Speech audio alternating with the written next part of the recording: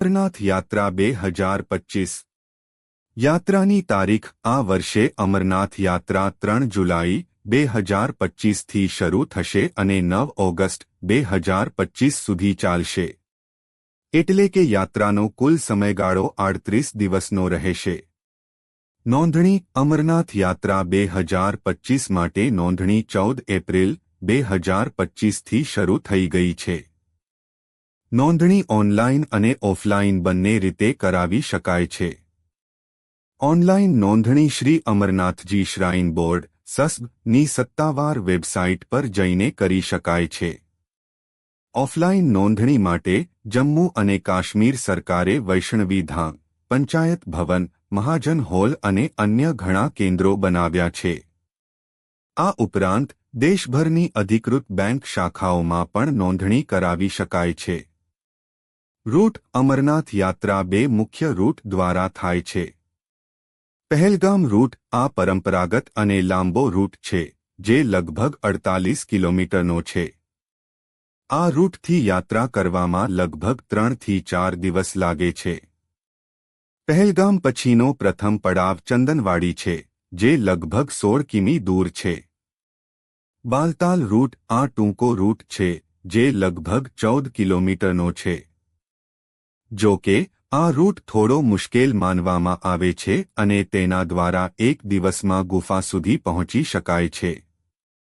સુરક્ષા વ્યવસ્થા પહેલગામમાં તાજેતરના આતંકી હુમલાને ધ્યાનમાં રાખીને યાત્રા દરમિયાન સુરક્ષા વ્યવસ્થા સઘન કરવામાં આવશે.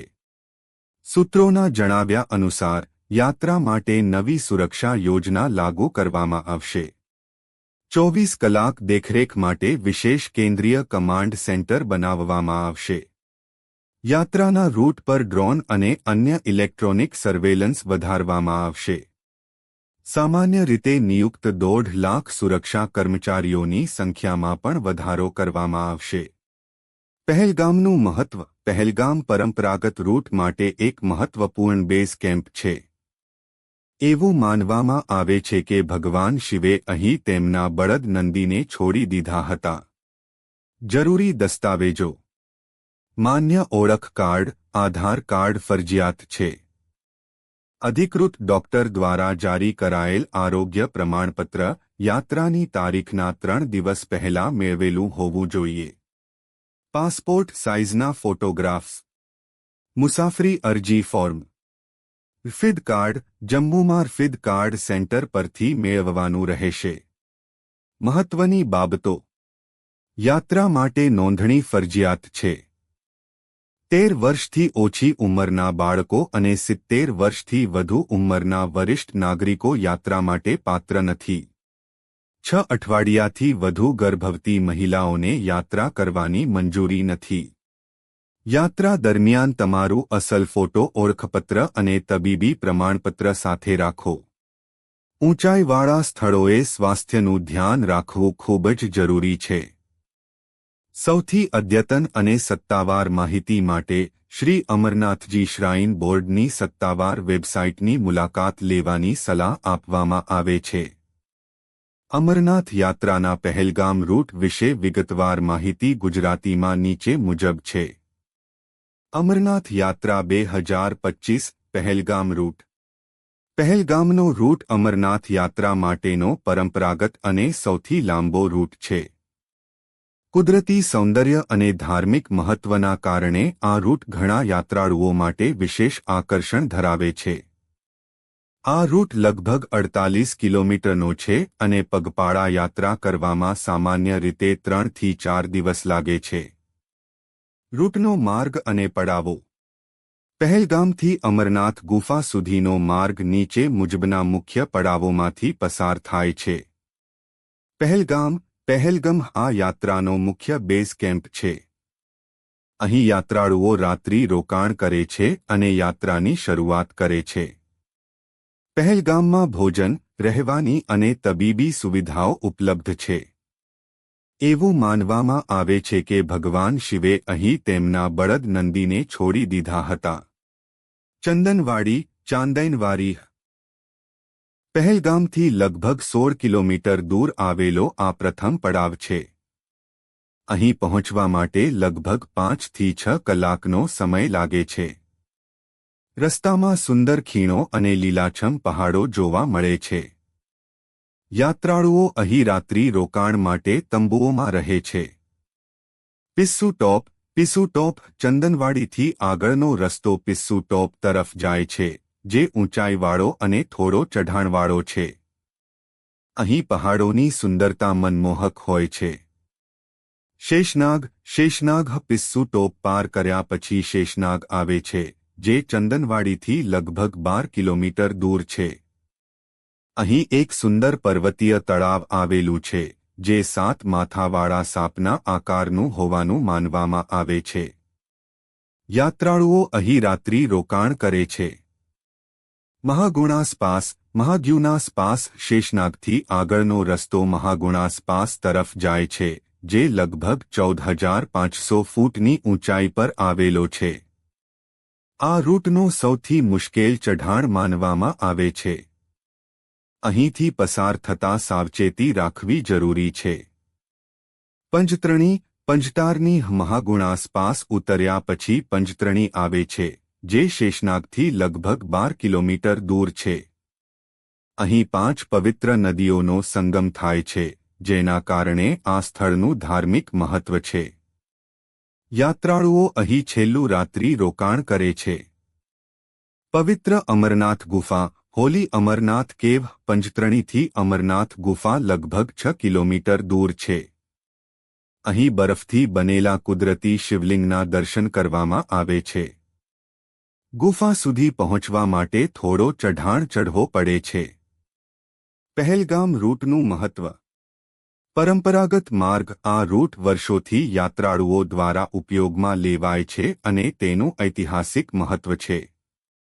કુદરતી સૌંદર્ય આ રૂટ પર રમણીય ખીણો, ઊંચા પહાડો, લીલાછમ મેદાનો અને સુંદર તળાવો જોવા મળે છે, જે યાત્રાને એક અવિસ્મરણીય અનુભવ બનાવે છે. ધાર્મિક મહત્વ આ રૂટ પર આવેલા દરેક સ્થળનું પોતાનું ધાર્મિક મહત્વ છે, જે યાત્રાળુઓને આધ્યાત્મિક શાંતિ અને આનંદ આપે છે. પહેલગામ રૂટ માટે તૈયારી. શારીરિક ફિટનેસ આ રૂટ લાંબો અને ઊંચાઈવાળો હોવાથી સારી શારીરિક ફિટનેસ જરૂરી છે. યાત્રા શરૂ કરતા પહેલા નિયમિત કસરત કરવી જોઈએ. ગરમ કપડાં ઊંચાઈ પર હવામાન ઠંડુ હોય છે, તેથી ગરમ કપડાં, સ્વેટર, જેકેટ, મોજા અને ટોપી સાથે રાખવા જોઈએ. આરામદાયક પગરખાં લાંબી પગપાળા યાત્રા માટે આરામદાયક અને મજબૂત પગરખાં પહેરવા જોઈએ. દવાઓ અને પ્રાથમિક સારવાર તમારી જરૂરિયાત મુજબની દવાઓ અને પ્રાથમિક સારવારની કીટ સાથે રાખો. ઊંચાઈ પર થતી સમસ્યાઓ માટે ડોક્ટરની સલાહ લો. નોંધણી અને પરવાનગી યાત્રા માટે નોંધણી કરાવવી અને જરૂરી પરવાનગી મેળવવી ફરજિયાત છે. ખોરાક અને પાણી રસ્તામાં ભોજન અને પાણીની સુવિધાઓ ઉપલબ્ધ હોય છે, પરંતુ પોતાની સાથે થોડો સૂકો નાસ્તો અને પાણીની બોટલ રાખવી સલાહભર્યું છે. પહેલગામનો રૂટ અમરનાથ યાત્રાનો એક મહત્વપૂર્ણ ભાગ છે, જે કુદરતી સૌંદર્ય અને આધ્યાત્મિક અનુભવનું અનોખું મિશ્રણ પ્રદાન કરે છે. જો તમે પરંપરાગત રીતે યાત્રા કરવા માંગતા હોવ તો આ રૂટ તમારા માટે શ્રેષ્ઠ વિકલ્પ છે. હા, અમરનાથ યાત્રાના બાલતાલ રૂટ વિશે માહિતી નીચે મુજબ છે. અમરનાથ યાત્રા 2025 બાલતાલ રૂટ. બાલતાલનો રૂટ અમરનાથ ગુફા સુધી પહોંચવા માટેનો ટૂંકો પરંતુ સીધો અને થોડો ચઢાણવાળો માર્ગ છે. આ રૂટ ખાસ કરીને એવા યાત્રાળુઓ માટે પસંદગીનો છે જેઓ ઓછો સમય ફાળવી શકે છે અથવા જેઓ તંદુરસ્ત છે અને ઝડપથી યાત્રા પૂર્ણ કરવા માંગે છે. રૂટનો માર્ગ અને પડાવો. બાલતાલથી અમરનાથ ગુફા સુધીનો માર્ગ મુખ્યત્વે નીચેના સ્થળોમાંથી પસાર થાય છે. બાલતાલ આ રૂટનો બેઝ કેમ્પ છે, જે શ્રીનગરથી લગભગ 92 કિલોમીટરના અંતરે આવેલો છે.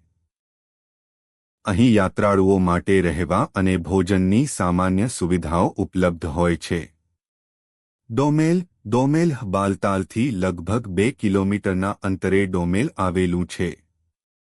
અહીંથી ખરેખર પગપાળા યાત્રા શરૂ થાય છે. આ એક મહત્વપૂર્ણ ચેકપોઇન્ટ છે. બારાડી માર્ગ. બરારી માર્ગ ડોમેલથી લગભગ 6 કિલોમીટરનો ચઢાણવાળો રસ્તો બારાડી માર્ગ તરફ જાય છે. સંગમ બારાડી માર્ગથી આગળ લગભગ 4 કિલોમીટરનું અંતર કાપ્યા પછી સંગમ આવે છે. પવિત્ર અમરનાથ ગુફા. હોલી અમરનાથ કેવ. સંગમથી અમરનાથ ગુફા માત્ર 2 કિલોમીટરના અંતરે આવેલી છે. આ અંતિમ ભાગ પણ ચઢાણવાળો હોય છે. બાલતાલથી અમરનાથ ગુફા સુધીનું કુલ અંતર લગભગ 14 કિલોમીટર છે. આ રૂટથી પગપાળા યાત્રા કરવામાં સામાન્ય રીતે 1 થી 2 દિવસ લાગે છે.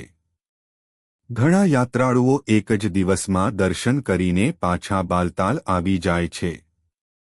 બાલતાલ રૂટનું મહત્વ.